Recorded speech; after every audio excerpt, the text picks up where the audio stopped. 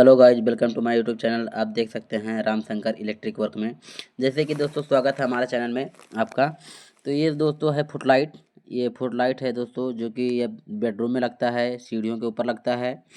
जैसे कि दोस्तों ज़मीन से अब 4 इंच या 6 इंच ऊपर लगाते हैं तो इसका दोस्तों रोशनी के लिए 0 वाट जैसे बल्ब रहता है वैसे दिखता है।